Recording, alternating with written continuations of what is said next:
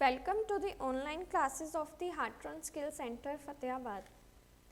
In this class, we are going to learn about the bank reconciliation statement.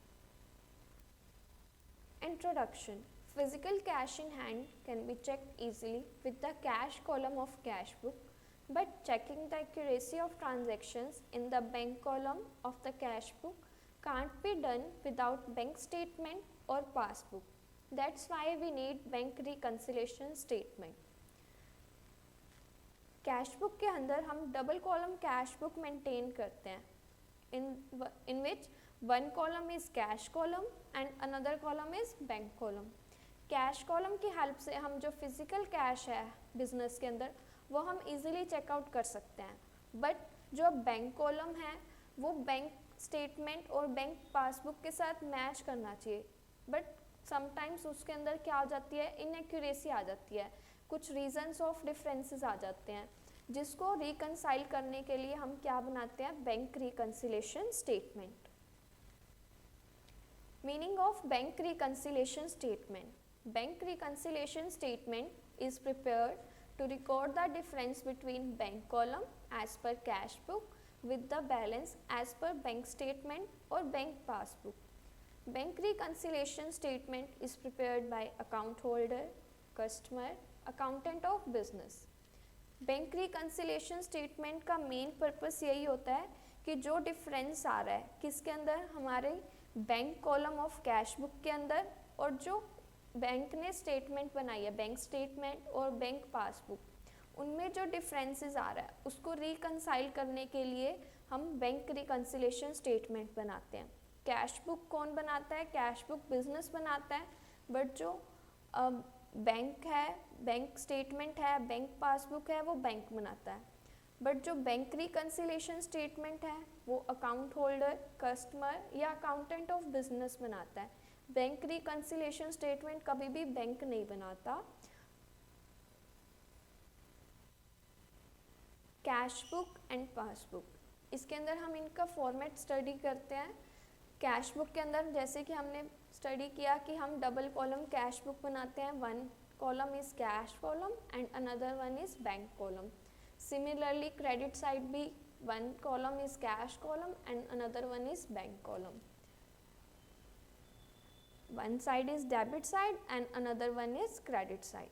अब जो भी हमारे business में पैसा आ रहा है, मतलब रिसिप्ट्स आ रही हैं, बैंक के थ्रू आ रही हैं चाहे कैश आ रही हैं, तो वो हमारे बिजनेस में क्या कर रही हैं, पैसा लेके आ रही हैं, मतलब हमारा बैलेंस क्या कर रही हैं, इंक्रीज कर रही हैं.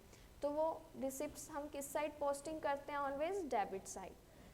और जो पेमेंट्स हैं, मतलब जो भी हम बिजनेस से क्या कर रहे हैं, कैश और बैंक में से पैसा निकलवा रहे हैं, किस लिए, पेमेंट के लिए, वो हम किस साइड रिकॉर्ड करते हैं, क्रेडिट साइड. बट जो पासबुक है वो इससे रेसिप्रोकल होके चलता है, मतलब अगर हमारी कैश बुक में पेमेंट्स क्या हो रही हैं, क्रेडिट साइड हो रही हैं, तो पासबुक के अंदर वो हमारी क्या होंगी, डेबिट साइड. अगर रिसिप्ट्स हमारी कैश बुक के अंदर क्या हो रही हैं, डेबिट साइड, तो पासबुक के अंदर वो हमारी क्या होंगी, क्रेडिट साइड. आपने कभी बैंक में क्या किया हो, पैसा डिपॉजिट करवाया हो, तो आपके हमेशा टेक्स्ट मैसेज पे ये लिखा हुआ आता है, योर अकाउंट इज़ क्रेडिटेड, मतलब आपके बैंक में क्या हुआ है, पैसा आया है, मतलब रिसिप्ट्स आई हैं. इस वजह से हम रिसिप्ट्स को पासबुक के अंदर किस साइड लिखते हैं, क्रेडिट साइड. सिमिलरली अगर आपने गूगल पे, फ़ोन पे या पेमेंट करवाई है बैंक के थ्रू, तो आपके पास मैसेज आता है योर अकाउंट इज़ डेबिटेड, मतलब आपके अकाउंट से पैसा क्या हुआ है, कट हुआ है. तो वो हम पेमेंट्स की सारी अमाउंट पासबुक के अंदर किस साइड लिखते हैं, डेबिट साइड.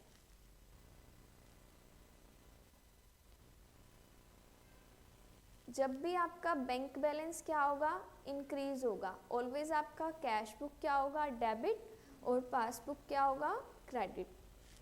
जब भी आपका बैंक बैलेंस क्या होगा, डिक्रीज होगा, तो आपकी कैश बुक क्या होगी, क्रेडिट, और पासबुक क्या होगी, डेबिट. यही हमने फॉर्मेट में स्टडी किया कि जब भी हम क्या करेंगे, पेमेंट्स करेंगे, तो वो कैश बुक के अंदर क्रेडिट होंगी और पासबुक के अंदर क्या होंगी, डेबिट, क्योंकि ये हमारे बैलेंस को क्या कर रही हैं, डिक्रीज़ कर रही हैं. और जो हमारी रिसिप्ट्स हैं जो हमारे बैलेंस को इंक्रीज़ कर रही हैं वो कैश बुक के अंदर डेबिट साइड और पासबुक के अंदर credit side. Bank reconciliation statement में हम जो बैंक कॉलम है कैश बुक का उसको मैच करते हैं किसके साथ, पासबुक और बैंक स्टेटमेंट के साथ। कैश कॉलम तो हमें इजीली बता देता है कि कितना कैश है बिजनेस के अंदर, बट कभी कभार ये मैच करते time bank column of cash book और पासबुक को मैच करते टाइम मिसमैचेस हो जाते हैं कि जो हमारा बैंक कॉलम का जो टोटल है वो पासबुक के टोटल से मैच नहीं होता। तो उसको मैच आउट करने के लिए हम बैंक रिकंसिलिएशन स्टेटमेंट बनाते हैं कि क्या क्या रीजंस ऑफ डिफरेंसेस हैं जिसकी वजह से हमारा ये बैलेंस, इन दोनों का बैलेंस क्या हो रहा है, मिसमैच हो रहा है। अब जब भी आपका क्रेडिट बैलेंस होगा कैश बुक के अंदर, मतलब जब भी आपने क्या कर लिया, एक्सेस पैसा निकलवा लिया बिजनेस में से, तो आप क्या कंसीडर करोगे उसको, ओवरड्राफ्ट। और जब भी आपका क्या होगा, डेबिट बैलेंस होगा, किसमें, पासबुक में, मतलब आपके बैंक अकाउंट में इतना पैसा नहीं था जितना आपने उसमें से निकलवा लिया। तो ये दोनों सिचुएशंस आपको क्या देती हैं, अनफेवरेबल कंडीशन देती हैं। इसी तरह अगर आपका क्या है, डेबिट बैलेंस है किसमें, कैश बुक में, और क्रेडिट बैलेंस है किसमें, पासबुक में, मतलब आपका जो बैलेंस है वो क्या हो रहा है, इंक्रीज। तो ये आपको क्या देती हैं, फेवरेबल कंडीशंस देती हैं। मतलब कि दोनों साइड आपका क्या आ रहा है, बैंक पासबुक में भी रिसिप्ट्स हो रही हैं और कैश बुक में भी रिसिप्ट्स हो रही हैं, मतलब बिजनेस में पैसा आ रहा है। तो ये हमारे लिए क्या है, फेवरेबल कंडीशन है। Need for bank reconciliation statement. Bank reconciliation statement की नीड क्या क्या है, मतलब first to identify the reasons for the difference between the bank statement as per the cash book and bank balance as per the bank statement, कि जो हमारा जो bank balance है किसमें, कैश बुक में, और जो बैंक पासबुक है वो आपस में मिसमैच नहीं करती। तो बैंक रिकंसिलिएशन स्टेटमेंट हमें वो रीजंस को आइडेंटिफाई करने में हेल्प करता है जिसकी वजह से दोनों के बैलेंस में क्या आ रहा है, डिफरेंस आ रहा है। Second, to identify the delay in clearance of cheques, हमें रीजंस देती है कि हमारा जो चेक्स में डिले हो रहा है वो किस वजह से हो रहा है। To ascertain the correct balance of cash column of cash book, हम बैंक रिकंसिलिएशन स्टेटमेंट की हेल्प से जो हमारा बैंक कॉलम है कैश बुक का उसका करेक्ट बैलेंस को फाइंड आउट कर सकते हैं।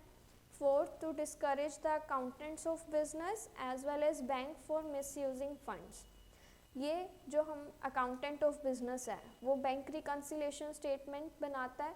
तो बैंक रिकंसिलिएशन स्टेटमेंट की हेल्प से हम जो मिसयूज़ हो रहे हैं फंड्स में अकाउंटेंट और बैंक के थ्रू, उनको क्या करता है, रिड्यूस करता है। रीजंस ऑफ डिफरेंस, जो हमने स्टडी किया कि हमारा जो बैंक कॉलम है कैश बुक का और जो पासबुक है और बैंक स्टेटमेंट है उनका बैलेंस आपस में मिसमैच हो रहा है। तो वो इन 3 रीजंस ऑफ डिफरेंसेस से हम फाइंड आउट कर सकते हैं कि क्या क्या रीजंस हैं जिनकी वजह से बैलेंसेस में क्या आ रहा है, मिसमैच आ रहा है। So first reason is difference due to timing. Difference due to timing का मतलब कि हम क्या, हमारे टाइम गैप आ जाता है किसके बीच में, कि हमने ट्रांजैक्शन को रिकॉर्ड किया और बट जो पेमेंट है या जो डिपॉजिट है वो बाद में हुआ। तो इसकी वजह से डिफरेंस ड्यू टू टाइमिंग, ये भी एक रीज़न है क्या, किसका, बैलेंस का मिसमैच होने का। Another one is transactions recorded by the bank.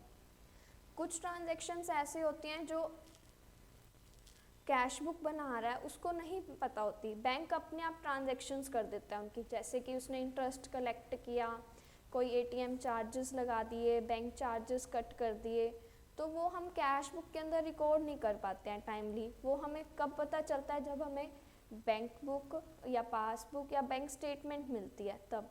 तो ये भी रीजंस हो सकते हैं डिफरेंसेस के। And third one is errors. कभी कभार हमसे कैश बुक मेंटेन करते टाइम या बैंक से बैंक बुक मेंटेन करते टाइम, पासबुक मेंटेन करते टाइम कुछ एरर्स हो जाते हैं अनइंटेंशनली। तो वो भी रीजंस हैं किसके, हमारे डिफरेंसेस के। आगे हम इसके अंदर स्टडी करते हैं कि किस किस टाइप्स की ट्रांजैक्शंस हैं जो हमें क्या बताती हैं, रीजंस ऑफ डिफरेंसेस बताती हैं।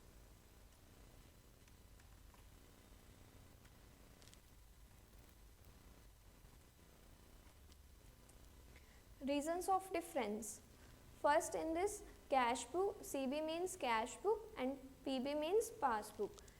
अब फर्स्ट इसमें है क्या, difference due to timing. Cheque issued but not yet presented for payment. Cheque issued but not yet presented for payment. इसमें क्या है, देखो हमने क्या कर दिया, चेक दे दिया जिसको हमने पेमेंट करनी थी. सपोज ए पर्सन है, उसने बी पर्सन को पेमेंट करनी थी, तो उसने क्या कर दिया, बी को चेक दे दिया, बट बी ने अभी तक उसको बैंक में डिपॉजिट नहीं करवाया, मतलब अभी तक बैंक में डिपॉजिट नहीं करवाया उस चेक को, 2-3 दिन बाद करवाएगा. बट हमने क्या किया, कैश बुक में हमने तो शो कर दिया ना कि हमने उसको क्या कर दी, पेमेंट कर दी. तो इस वजह से हमारी कैश बुक का बैलेंस क्या हो जाएगा, रिड्यूस. बट जो हमारी पासबुक है उसमें से अभी तक कोई बैलेंस डिक्रीज नहीं हुआ, पेमेंट नहीं कटी मतलब, तो हमारा जो पासबुक का बैलेंस है वो क्या रहेगा, इंक्रीज. तो ये भी क्या है, एक डिफरेंस है ड्यू टू टाइमिंग, कि हमने तो इशू कर दिया था चेक, बट जो दूसरा पर्सन है उसने अभी तक उसमें प्रेजेंट नहीं किया, किसमें, बैंक के अंदर. तो ये फर्स्ट रीज़न है, difference due to timing. Second reason is cheque deposited into bank but not yet cleared. अब इसमें स्टडी करो, देखो क्या है इसमें. अब सपोज हमने क्या किया, बैंक में चेक डिपॉजिट करवा दिया, बट ज़रूरी नहीं क्या कि बैंक उसी टाइम ही क्या करे, हमें बैलेंस बैंक के अंदर शो कर दे कि हाँ आपका डिपॉजिट हो गया है चेक. कभी 2-3 दिन भी लग जाते हैं उस अमाउंट को शो होने में. बट हमने क्या किया, उसको कैश बुक के अंदर शो कर दिया कि हमारे पास क्या हो गया, पैसा आ गया. बट हमारी जो बैंक बुक है, मतलब जो पासबुक है, उस पर कोई इफेक्ट नहीं पड़ा. तो इस वजह से हमारी जो पासबुक है उसका बैलेंस क्या रहा, लो ही रहा. तो ये 2 रीजंस हैं किसके, डिफरेंस ड्यू टू टाइमिंग, कि हमने इशू कर दिया था बट अभी तक उसने प्रेजेंट नहीं किया, पेमेंट की हो गई है. और नेक्स्ट वन कि हमने चेक डिपॉजिट करवा दिया बैंक में, बट बैंक ने अभी तक उसको क्या, क्लियर नहीं किया. Next are transactions recorded by the bank. First is interest credited by the bank but not recorded in the cash book. अब हमने कुछ, ये वो ट्रांजेक्शन्स हैं जो हमें नहीं पता होती बट बैंक अपने आप कर देता है उन ट्रांजेक्शन्स को. तो इसमें कुछ आपको एग्जांपल्स दिए हुए हैं, उनसे आपको ये क्लियर हो जाएगा. फर्स्ट इसमें क्या बोल रहा है कि हमारे पास क्या आया, इंटरेस्ट आया. ठीक है, बैंक ने अपने आप इंटरेस्ट कलेक्ट कर लिया, बट हमने अभी तक उसको कैश बुक में रिकॉर्ड नहीं किया. तो बैंक ने तो कलेक्ट कर लिया, तो बैंक का बैलेंस क्या हो जाएगा, इंक्रीज. बट हमने कैश बुक में अभी तक रिकॉर्ड नहीं किया, तो कैश बुक का जो बैलेंस है वो हमें लेस ही शो करेगा ये. नेक्स्ट इसमें है bank charge. Bank charges interest charge by the bank but not recorded in the cash book. अब इसमें ये बोल रहे हैं कि हम बैंक ने क्या किया, अपने आप बैंक चार्जेस की अमाउंट कट कर ली और जो इंटरेस्ट लगा उसको भी कट कर लिया. हमें नहीं पता, हमने अपनी कैश बुक में बैंक साइड कोई भी ट्रांजैक्शन नहीं करी. तो ये क्या है, अब बैंक ने कट कर लिया तो बैंक का जो बैलेंस है, पासबुक का जो बैलेंस है वो हमें कम से शो होगा. बट हमने कैश बुक के अंदर अभी तक उसमें कुछ भी रिकॉर्ड नहीं किया, वो हमें अप से शो होगा. तो ये भी रीज़न है किसका, जो ट्रांजैक्शन रिकॉर्ड करी है किसमें, बैंक ने. नेक्स्ट इसके अंदर है interest and dividends collected by the bank. अब बैंक ने क्या किया, डायरेक्ट इंटरेस्ट और जो डिविडेंड्स थे उनको कलेक्ट कर लिया. बैंक ने अपना बैलेंस इंक्रीज कर लिया, बट हमने अभी तक कैश बुक में कोई रिकॉर्ड नहीं किया. तो बैंक का जो बैलेंस है वो रिसिप्ट्स होने से अप हो गया, बट हमें नहीं पता, हमने नहीं रिकॉर्ड किया. तो कैश बुक का जो बैलेंस है वो हमें क्या शो होगा, लेस से शो होगा. नेक्स्ट इसमें है direct payments bye the bank. अब हमने क्या किया, डायरेक्ट पेमेंट हो रही है बैंक से. सपोज हमने कोई इंस्टॉलमेंट्स पे करनी थी, तो हमारे बैंक से ऑटोमेटिकली बैलेंस कट हो जाता है ना. तो डायरेक्ट पेमेंट्स कट हो रही हैं किससे, बैंक से. तो बैंक का बैलेंस क्या हो रहा है, रिड्यूस. बट हमें नहीं पता, कैश बुक में कुछ भी ट्रांजैक्शन हुई तो कैश बुक का बैलेंस अप से ही शो होगा, क्योंकि उसमें अभी तक कोई चेंज नहीं आया है. इस तरह direct deposit into bank by customer. अब किसी कस्टमर ने डायरेक्ट क्या कर दिया, बैंक में अमाउंट डिपॉजिट करवा दी, तो बैंक की जो पासबुक है उसमें बैलेंस अप हो जाएगा, रिसिप्ट्स हुई हैं. बट कैश बुक में हमें नहीं पता कि क्या इफ़ेक्ट हुआ है, क्या ट्रांजैक्शन हुई है, तो ये हमें किससे शो होगी, लेस से ही शो होगी। इसी तरह नेक्स्ट इसमें है dishonour of a bill discounted with the bank. अब हमने इसमें क्या किया था, बिल डिस्काउंट करवाया था बैंक से, जो क्या हो गया, डिसऑनर हो गया। तो जो हमारा बैंक बैलेंस है, मतलब जो पासबुक के अंदर है, वो बैलेंस क्या हो गया, रिड्यूस हो गया। बट कैश बुक में हमने कोई ट्रांजैक्शन नहीं करी, तो वो हमें कैसे शो हो रही है, अब से ही शो हो रही है। ठीक है। नेक्स्ट इसमें है bills discounted bye the bank on the behalf of customer. अब इसमें कुछ बिल्स हैं जो बैंक ने क्या किया है, हमारे बिहाफ पे कलेक्ट किए हैं। तो बैंक ने अपना बैलेंस क्या कर दिया, अप कर दिया। बट कैश बैलेंस में हमें क्या हो रहा है, वो बैलेंस कम ही शो करेगा। क्यों? क्योंकि हमने अभी तक उसका कोई भी ट्रांजैक्शन नोट डाउन नहीं किया।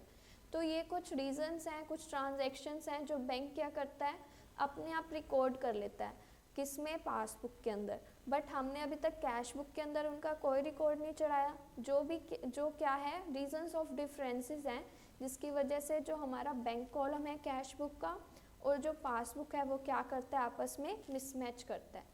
The third one is errors. अब इसमें हम एरर्स के बारे में स्टडी करेंगे कि क्या क्या एरर्स होते हैं हम जो कैश बुक बना रहा है उसके थ्रू और या फिर बैंक के थ्रू। अब check deposited but not recorded. अब हमने क्या किया, चेक डिपॉजिट करवा दिया बैंक में, बट हम उसको कैश बुक के अंदर रिकॉर्ड करना ही भूल गए। तो हमारा बैंक बुक का जो पासबुक का बैलेंस है वो तो अप हो जाएगा क्योंकि उसमें तो पैसा आ गया, बट कैश बुक के अंदर कोई भी इफेक्ट नहीं किया, मतलब कोई भी हमने ट्रांजैक्शन नहीं डाली, तो वो हमें किससे शो होगी, लेस से ही शो होगी। इसी तरह जो cheques recorded but not deposited, ये ऊपर वाले का क्या हो गया, रेसिप्रोकल हो गया। मतलब कि अब हमने रिकॉर्ड तो कर दिया उसको अपनी कैश बुक के अंदर, बट अभी तक वो बैंक में डिपॉजिट नहीं हुआ, तो हमारी कैश बुक तो अब से शो हो गई कि उसमें क्या आ गए, रिसिप्ट्स आ गए। बट हमारी जो पासबुक है उस पर कोई इफेक्ट नहीं डाला ना, क्योंकि वो अभी तक डिपॉजिट ही नहीं हुआ है। तो ये भी एक रीज़न है किसका, एरर्स का, जो क्या करता है, डिफरेंस ले आता है किसमें, बैलेंस में। Payment side of cash book was ₹100 short. अब देखो इसमें क्या है, हमने क्या किया, पेमेंट साइड ₹100 क्या कर दिए, कम दिखा दिए, मतलब भूल गए हम दिखाना।